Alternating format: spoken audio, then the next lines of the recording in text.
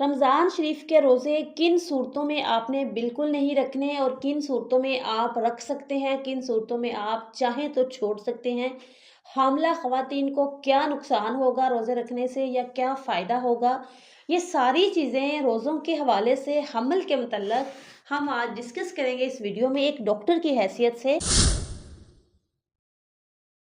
कि आपको किस चीज़ का कितना ख़्याल रखना है। सबसे पहली चीज़, अगर तो आप कंसीव करना चाहते हैं और आपको हमल नहीं हो रहा, तब आपको रमज़ान के रोज़े बिल्कुल नहीं छोड़ने। रमज़ान के रोज़े रखने से आपकी जो यूट्रस है वो बिल्कुल ठीक हो जाएगी। जो ओवरीज़ हैं, जो आपके अंडे नहीं बनते, जिन औरतों को हार्मोन्स प्रॉब्लम है, जिनको स्टमक प्रॉब्लम है, मैदे का मसला है, वो ठीक होगा। पेट के मसाइल ठीक होंगे। और जिनको शुगर है, और कहते हैं कि शुगर में रोज़ा नहीं बर्दाश्त होता, लेकिन हाँ, शुगर में भी आपके रोज़ों में आपको फ़ायदा होगा। आप कोशिश करके देखें, नुकसान नहीं होगा। अब इससे ये कि देखिए रोज़े से हार्मोन्स कैसे ठीक होते हैं, ओवरीज़ कैसे ठीक होती हैं। जैसे एक पेट भूखा रहता है, अब एक तो आपका वज़न कम होगा, फैट ज़्यादा है तो वज़न कम करने से हमल हो जाता है। अब जो कंसीव करना चाहती हैं उनके अंडे कमज़ोर हैं और वो रोज़ा रख रही हैं, ये कुदरत की तरफ से अल्लाह पाक का निज़ाम है। कि देखिए एक बीमारी है, सबसे बड़ी बीमारी मिसाल के तौर पर कैंसर। तो इससे बचने के लिए 1 महीना पूरा बंदा भूखा रहे तो वो बीमारी ठीक हो सकती है। तो ये अंग्रेज़ों ने इजाद किया है कि 1 महीना भूखा रहना, अंग्रेज़ों के डॉक्टर ने बताया है।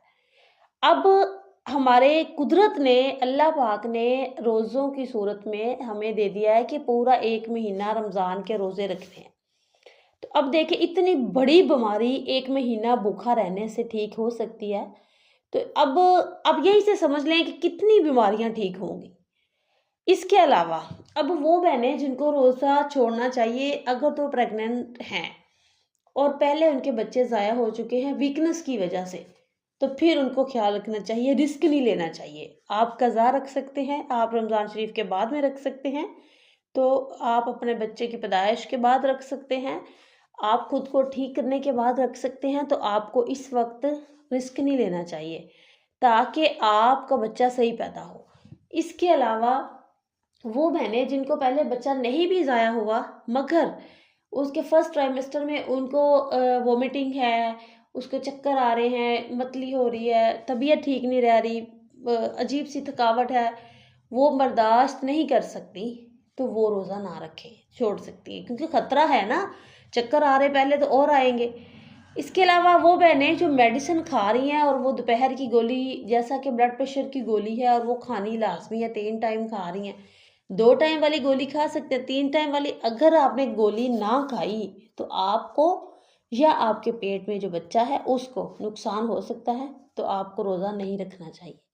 अगर आपको पहले ही डिहाइड्रेशन है तो आपको मज़ीद भी रोज़ा रखने से डिहाइड्रेशन हो सकती है। तो इन चीज़ों को आपने ख्याल रखना है। अब फर्स्ट ट्राइमेस्टर में भी आप छोड़ सकते हैं और सेकंड ट्राइमेस्टर में आप रख सकते हैं। वो भी अपनी बॉडी पे आप देखें कि अगर आपकी बॉडी बर्दाश्त कर रही है, आप रख सकते हैं। आप अच्छी डाइट ले सकते हैं सहरी इफ्तारी में, और आप रखिए ज़रूर। थर्ड ट्राइमेस्टर में वैसे ही ज़्यादा नहीं खाया जाता, ये आ जाता है आपकी बॉडी पे। अगर तो थर्ड ट्राइमेस्टर में आप कर सकते हैं बर्दाश्त तो आप ज़रूर करें, ठीक है, अगर मसला नहीं है। अब अगर तो आपको हमल के दौरान शुगर है तो वो आप रोज़ा नहीं रख सकेंगे। अगर आपको हमल के दौरान ब्लड प्रेशर है तो आप रोज़ा नहीं रख सकेंगे।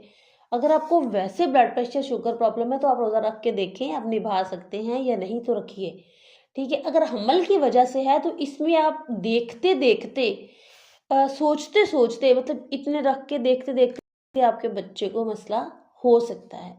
अब यहाँ पे आपकी जान को तकलीफ है, आपने रोज़ा रख लिया, आप तो दोपहर तक शाम तक एक रोज़े में ही आपको पता चल जाएगा कि भाई मैंने बर्दाश्त आज कैसे किया है, कल मैंने रखना है या नहीं रखना। हाँ, अगर आपके पेट में बच्चा है तो वो चीज़ जो है वो आपका अचानक से आपको नुकसान हो सकता है, तो उस चीज़ में आपने ज़रूर ध्यान देना है। इसके अलावा मैं बात करूँगी कि वो बहनें जो बहनें कहती हैं कि हमें स्टमक की वजह से कंसीव नहीं हो पा रहा। अब स्टमक की वजह से ऐसे कंसीव नहीं हो पा रहा कि मेडिसिन नहीं वो खा सकती प्रॉपर, तो उनको पूरा रमज़ान शरीफ एक भी रोज़ा छोड़ना नहीं चाहिए, ताकि उनके जो है सही से स्टमक, क्योंकि रमज़ान शरीफ के रोज़ा रखने से आपका स्टमक ठीक हो जाएगा। वो भी ऐसे ठीक होगा कि अगर आप शाम को ढेरों तली हुई चीज़ें ना खाएं, ठीक हो गया। अगर आप शाम के टाइम ढेरों तली हुई चीज़ें खाएंगे, तब आपको ये रमज़ान शरीफ का रोज़ा रखना या ना रखना बराबर हो जाएगा, सवाब तो मिलेगा। लेकिन जो आपकी नीयत है अंदर से, उस चीज़ पे भी तो आप फोकस करें ना।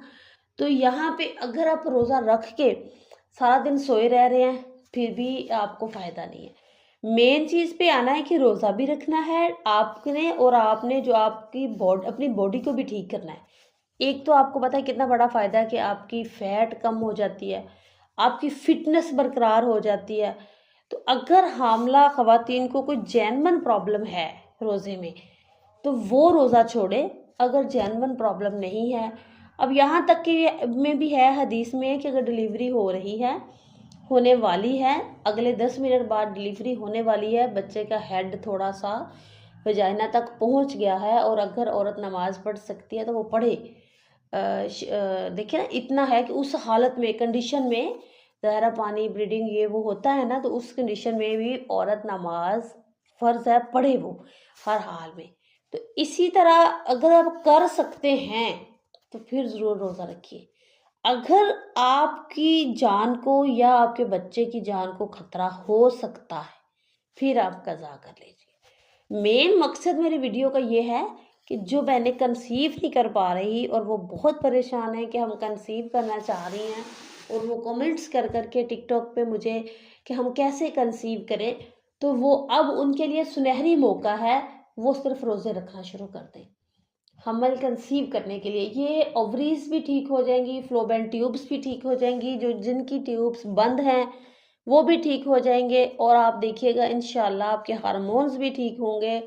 और जिनके अंडे कमज़ोर हैं कुदरती तौर पर, हाँ रोज़ा एक नहीं आपने छोड़ना, जो रोज़े आपके छूटेंगे पीरियड्स की वजह से वो आपने ईद के बाद फौरी रखने हैं। तब ये भूखा रहने से पेट के बहुत से मसाइल ठीक होते हैं। ये इतने मसाइल ठीक होते हैं कि अगर मैं यहाँ पे काउंट करने लगूँ, आपको समझाने लगूँ, बहुत लंबी वीडियो हो सकती है। यहाँ पे इसीलिए आपको शॉर्ट सा समझाया है। आई होप कि आपको समझ आई होगी। किसी का कोई क्वेश्चन हो तो आप, मेरा व्हाट्सएप नंबर मौजूद है, आप वहाँ पे मुझे कॉल मैसेज कर सकते हैं। इसके अलावा आप लोग मेरी वीडियो ज़रूर देखते हैं तो आप कमेंट्स भी किया करें, ठीक है, लाइक किया करें, शेयर किया करें, और अपने प्यारे दोस्तों को उससे राय का इजहार किया करें, ताकि आपको उनको भी फ़ायदा हो। सदका जारिया समझ के शेयर किया करें। उनकी राय अगर आपके दिल में, या कोई आपका टॉपिक, कोई ऐसी वीडियो आप बनवाना चाहते हैं जिसकी आपकी नहीं समझ आ रही, तो आप मुझे कमेंट्स करके बताएं, मैं उस टॉपिक पे वीडियो बना दूँगी। आप लोगों का प्यार मोहब्बत मेरे साथ रहे, अल्लाह करे हमेशा। Thank you so much.